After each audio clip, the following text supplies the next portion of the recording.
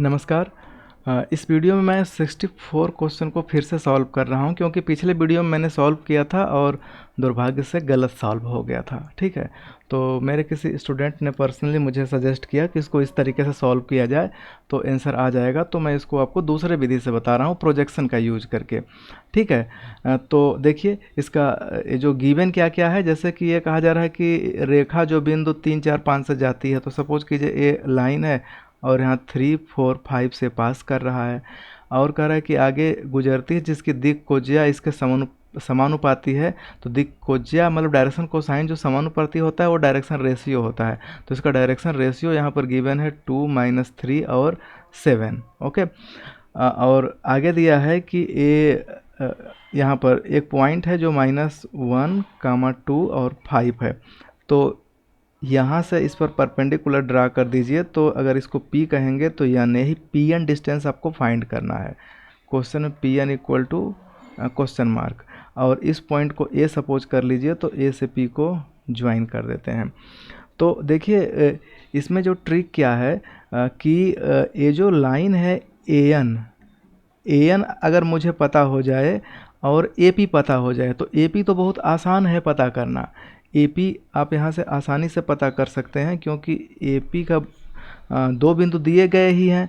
तो AP का distance आप फाइंड कर सकते हैं। जो डिस्टेंस का फार्मूला होता है -1 -3 करेंगे तो क्या होगा, -4 का स्क्वायर और प्लस 2 में से 4 सब्ट्रैक्ट होगा तो यहाँ पर -2 का होल स्क्वायर और प्लस 5 में से 5 होगा तो 0, तो 0 का होल स्क्वायर।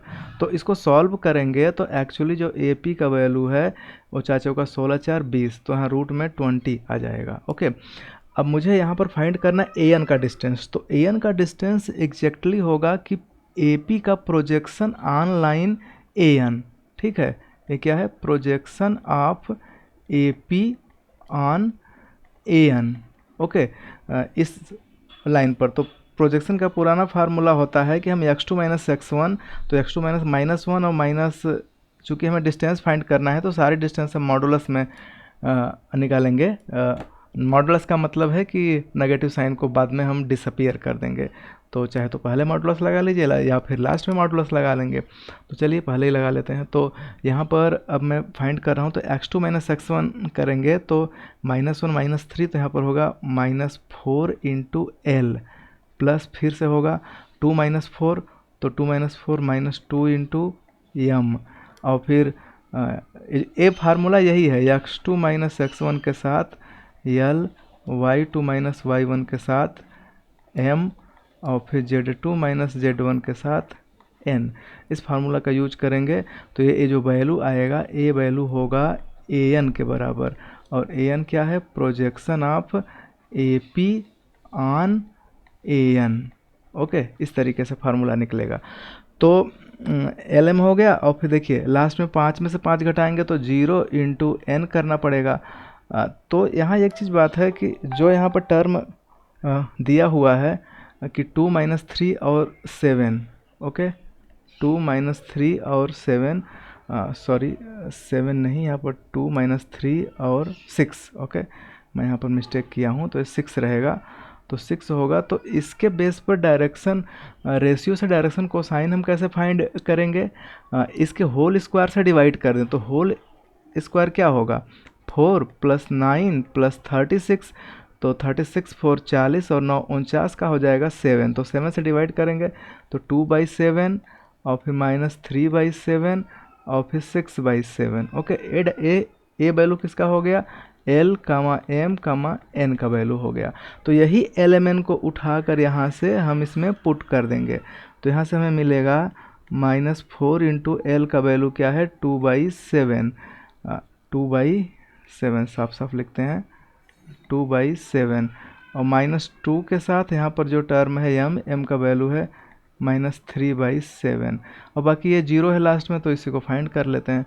तो एक्चुअली 4 दूना -8 होगा और 3 दूना 6 होगा। तो -8 और +6 तो -2, तो मॉडुलस है तो हो जाएगा 2/7। तो हमें AN की वैल्यू पता हो गई जो कि है 2/7, और ऊपर वैल्यू AP की जो वैल्यू है ये है रूट में 20। ओके, अब मैं ए एन का वैल्यू फाइंड करूँगा तो ए एन का वैल्यू बहुत ही सिंपल है। ए एन का वैल्यू फाइंड करने के लिए रूट में करेंगे कि हम इसका स्क्वायर, ए पी का स्क्वायर माइनस ए एन का स्क्वायर। ओके, तो इस तरीके से हम इसको सॉल्व करेंगे। तो ये ए पी रूट में 20 है तो हो जाएगा 20 माइनस ए एन है, ए एन यहाँ 2/7 है तो 4/49। इसका मैं यहाँ पर सॉल्व करूँगा तो ए रूट में 49 तो सबसे नीचे आएगा और ऊपर जो होगा इसका 2 में मल्टीप्लाई करेंगे तो ए आएगा 980 और -4 कर देंगे तो ये हो जाएगा यहाँ से 976। ओके, 976। तो 976 को थोड़ा सा मैं अगर सॉल्व करूँ यहीं पर 976 को अगर मैं डिवाइड करूँ 2 से तो 2 4 जा और 2 8 जा और 2 8 जा, फिर होगा 2 2 जा 4 जा 4 जा, फिर 2 1 2 2 और फिर 2 से फिर डिवाइड करेंगे तो आएगा 6 1।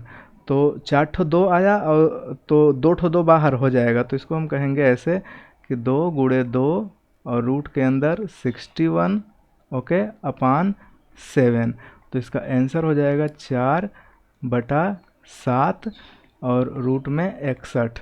तो 4/7 रूट में 61 इसका पहला ऑप्शन जो है करेक्ट है।